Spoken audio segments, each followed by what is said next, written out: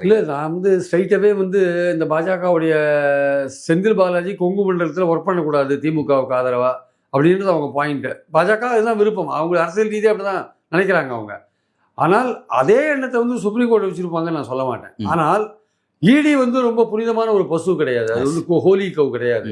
அதை வந்து சுப்ரீம் கோர்ட்லேயும் சரி வேறு பல கோர்ட்டுகள்லேயும் வந்து நீதிபதிகள்கிட்ட நல்ல திட்டம்லாம் வாங்கியிருக்கிற ஒரு அமைப்பு தான். அவங்களோட இன்வெஸ்டிகேஷன் தரம் எப்படி இருக்கு, அதோட போக்கு எப்படி இருக்கு, கன்வெக்ஷன் ரேட் ரொம்ப கம்மியாக இருக்கு, கன்விக்ஷன் ரேட் எவ்வளோ கம்மியாக இருக்கு.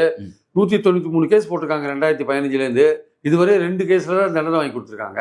அவங்க ஹோல் ஹிஸ்ட்ரி பிஎம்எல் ஆக்ட் ஹிஸ்ட்ரியை பார்த்தீங்கன்னா கூட 2002 5906 கேஸ் போட்டிருக்காங்க.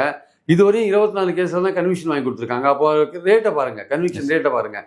அவங்களுடைய ஆளை பிடிச்சி உள்ளே போட்டுறதுங்க, அவங்க இஷ்டத்துக்கு இழுத்துன்னு போயினே இருக்கிறது. உள்ளே பிடிச்சி போடுறதுக்காக அவனுக்கு ஈஸியாக பிடிச்சி போடலாம்.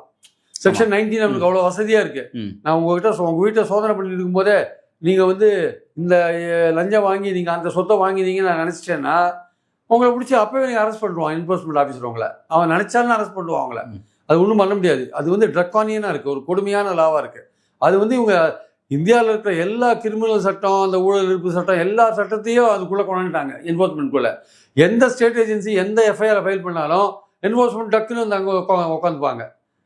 ஆனால் வந்து அதிமுக கேஸை மட்டும் கண்ணுக்கே தெரியாது என்ஃபோர்ஸ்மெண்ட்டுக்கு. அதிமுகன்னு ஒரு கட்சி இருக்குது, அது பேரில் எவ்வளோ எஃப்ஐஆர் இருக்குது, அதனால அந்த கண்ணுக்கே தெரியாது. இங்கே வந்து 604 ஒரு கேஸ் இருக்குது, அது பேரில் 2400 கோடி ஊழல் இருக்குது, அது என்ஃபோர்ஸ்மெண்ட்டு கண்ணே தெரியாது.